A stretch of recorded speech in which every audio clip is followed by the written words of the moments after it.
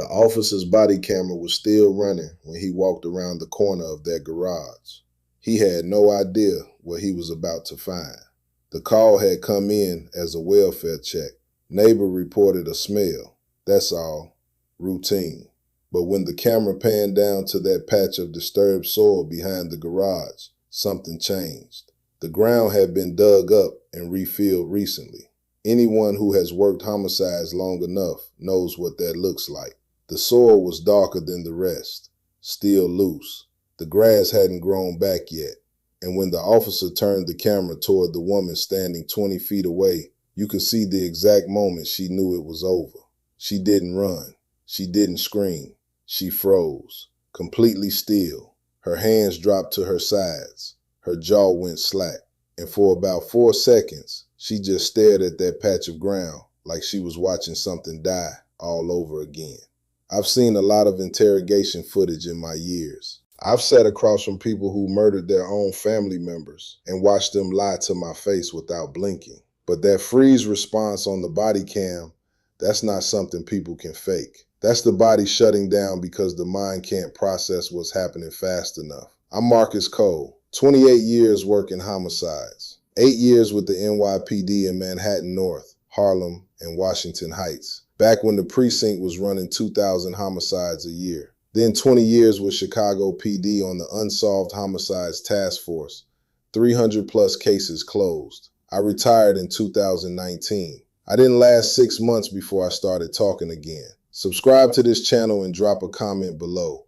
Tell me if you've ever watched body cam footage and noticed something the news report left out, because they always leave something out. Now let me tell you about Sandra Pittman and what was buried behind that garage on Delmore Street in Tulsa, Oklahoma. Sandra Pittman was 44 years old when officers responded to that welfare check in October 2021. She had lived in the house on Delmore Street for 11 years. She was a home health aide. She worked nights mostly. Her neighbors described her as quiet, kept to herself, the kind of neighbor you wave to but don't really know. She had a daughter, 22 years old, named Kayla, and she had a boyfriend, a man named Devon Marsh, 38, who had moved in with her about 14 months before the welfare check call. Devon Marsh had not been seen by anyone who knew him for 6 weeks. That was the detail that set this off, not the smell, not the disturbed earth, not Sandra's demeanor when officers arrived. It was a phone call from Devon's sister in Memphis, who couldn't reach him and called Tulsa PD to ask them to do a welfare check at the address she had on file. She said Devon had told her he was staying with his girlfriend on Delmore Street. She said the last time she spoke to him, he had mentioned an argument with Sandra, a bad one. She didn't know the details. She just knew her brother had gone quiet, and Devon Marsh was never quiet for this long. When the first officer arrived at the house, Sandra answered the door. She was calm, cooperative. She told the officer that Devon had moved out about a month ago, said they had broken up, things hadn't been working out, and he had taken his things and left. She didn't know where he had gone. They weren't in contact anymore.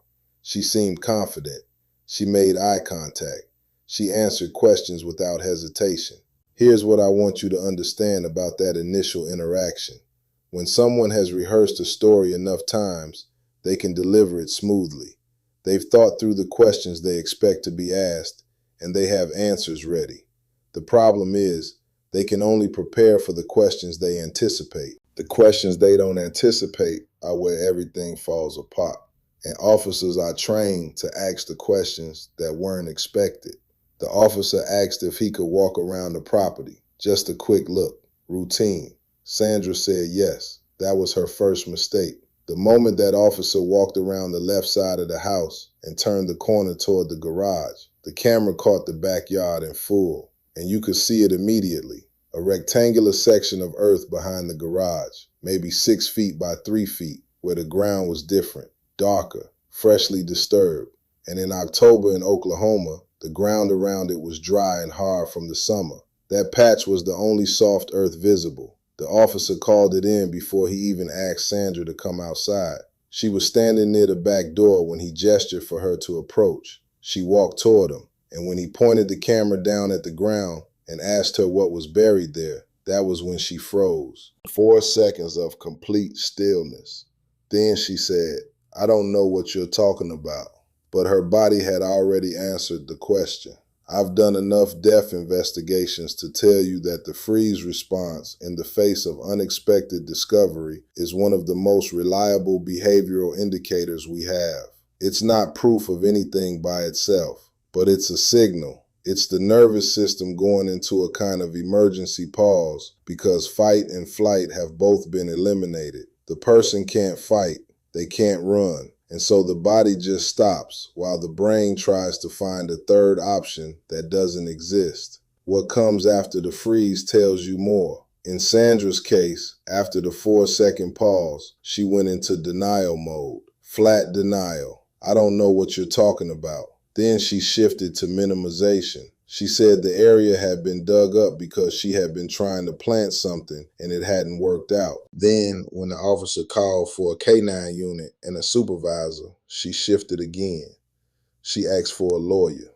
Innocent people sometimes ask for lawyers. That's their right, and it doesn't prove guilt.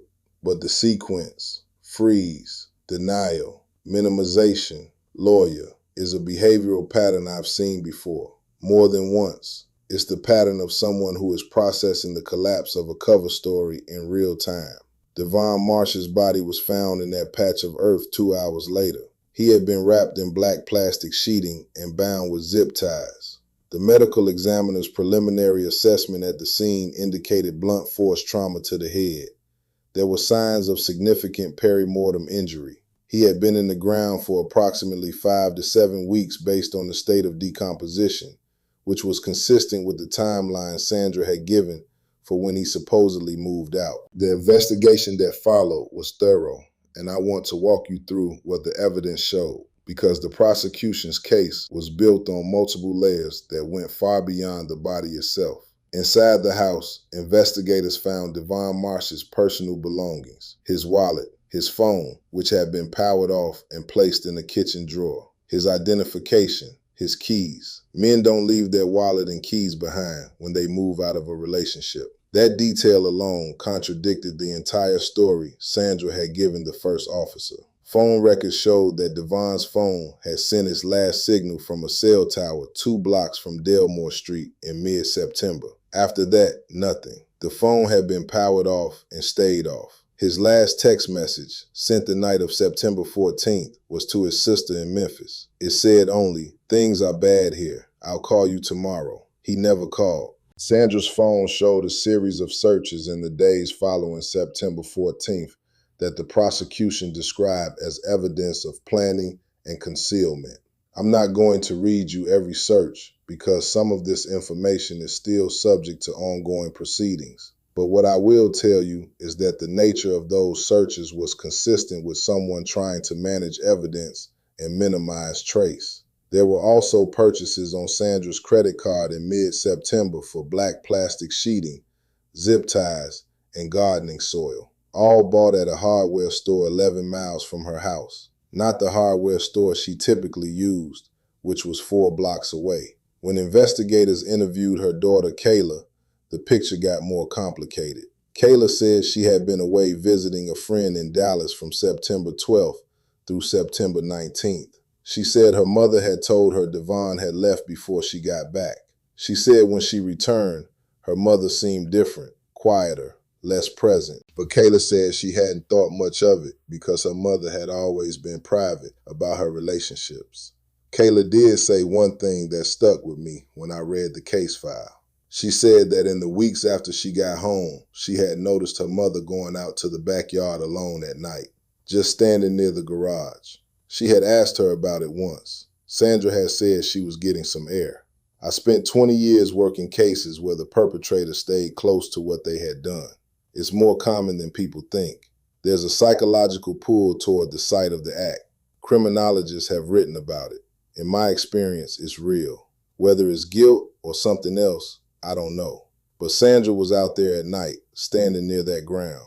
The defense tried several angles. They argued the physical evidence was circumstantial. They challenged the interpretation of the behavioral response on the body cam. Their forensic expert argued that the decomposition timeline was broader than the prosecution claimed. They suggested Devon Marsh could have had enemies and could have been placed there by someone else. The jury didn't buy it. Sandra Pittman was convicted of second-degree murder in March 2023. She was sentenced to 40 years. She will be eligible for parole consideration after serving 35. Devon Marsh's sister attended every day of the trial. She flew in from Memphis for the opening arguments, and she was there for the verdict. When the sentence was read, she didn't react visibly. She just sat there for a moment. Then she left the courtroom without speaking to reporters. Devon Marsh was 38 years old. He had a sister who tried to find him, and if she hadn't made that call to Tulsa PD, if she had waited another few weeks or decided it wasn't her business, this case might have gone cold. The thing I want you to take from this case is not the dramatic moment on the body cam. That's what makes the headline. What I want you to take from this is the sister who noticed, the person who paid attention to the absence and made the call. In my 28 years of working these cases, I can tell you that most victims who get justice have someone in their corner who kept pushing. Devon Marsh had that in his sister. The body camera caught what it caught because someone asked a question. And someone asked that question because a woman in Memphis couldn't let her brother disappear without at least trying to find out what happened. That's how most of these cases break. Not with dramatic investigative breakthroughs, with someone refusing to accept the silence. If you've been watching this channel for a while, you know I say this regularly. If someone you care about goes quiet and something doesn't feel right, you keep pushing, you call, you file the report, you make noise. The system only moves when someone makes it move. Subscribe to this channel if you haven't already. Leave a comment below. Tell me about a case you followed where someone's persistence made the difference. I read every one, and I'll be back with the next case. Let me give you some context on the interrogation itself, because it's worth understanding what happened after Sandra invoked her right to counsel. She didn't speak again to investigators for 11 days. Her attorney negotiated the terms of any further interview. When she finally did sit down for a recorded session, the story had evolved. It was no longer that Devon had moved out. Now the story was that Devon had become violent toward her, that she had acted in self-defense, and that she had panicked and made a decision she now regretted. She said she couldn't afford an attorney and hadn't known what to do. The self-defense claim fell apart for a simple reason. Devon Marsh had been struck from behind. The medical examiner's report documented multiple blunt force injuries to the back and right side of the skull, consistent with repeated strikes while the victim was either seated or prone. That pattern is inconsistent with a single defensive action. It's consistent with something else entirely. In my career, I worked 3 cases where the perpetrator initially claimed self-defense, only to have the forensic evidence contradict the angle and sequence of injury. The body tells its own story, and that story doesn't always match the one being told in the interview room. There was one more piece of evidence I want to mention, because it didn't get enough attention in the local coverage. Devon Marsh's sister had told investigators about a voicemail Devon had left her approximately 2 weeks before the welfare check call. She had saved it.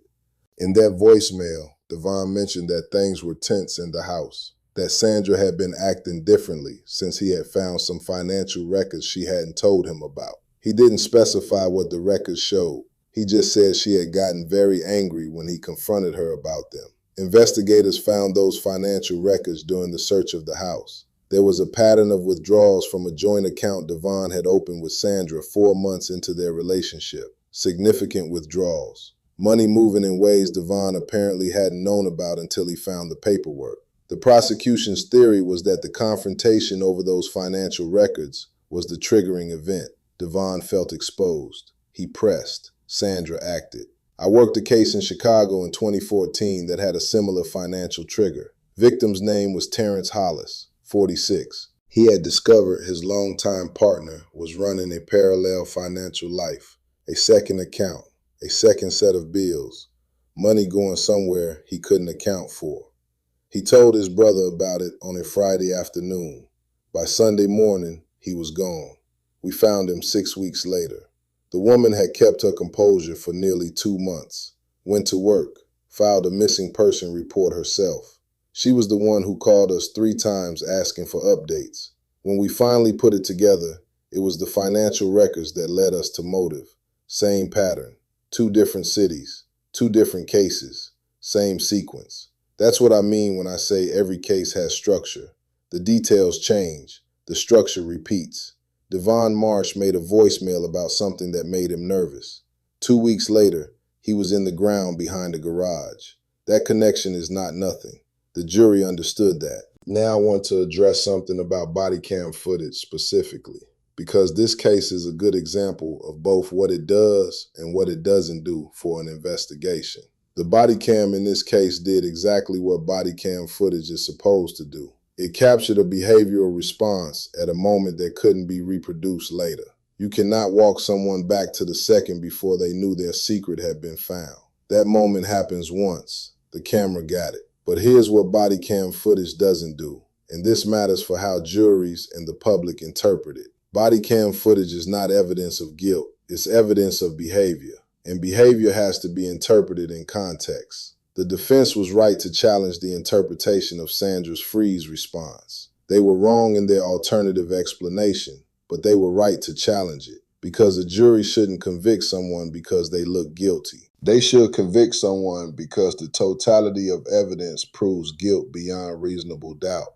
In this case, the body cam was one piece. The financial records were another. The phone records were another. The purchases were another. The voicemail was another. The positioning and pattern of the injuries was another. No single piece of that proves the case alone. Together, they built something that a jury found convincing beyond reasonable doubt. That's how these cases should work, not on one dramatic moment, on the weight of accumulated evidence pointing in the same direction. The body cam moment was the hook. The evidence was the case. Devon Marsh, 38 years old. His sister drove from Memphis to Tulsa to sit in that courtroom every single day. She listened to every piece of testimony. She heard the voicemail he left her played for the jury. When the verdict came back, she walked out of that courthouse and she didn't give interviews. She got in her car and drove back to Memphis. That's the part they don't show on a true crime recap. The person left behind who just wanted an answer and now has to figure out what to do with it. I've been in that room with families more times than I can count.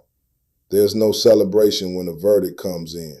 There's just the next thing, the next day, and all the days after that where the person is still gone, and the verdict doesn't change that. Devon Marsh's sister made a phone call. That phone call is the reason this case was solved. Remember that the next time someone you care about goes quiet and something doesn't sit right. Subscribe if you haven't already. Drop a comment. I want to hear what struck you most about how this investigation came together. Was it the body cam, the voicemail, the financial records? Tell me below. I read everything, and I'll see you on the next one.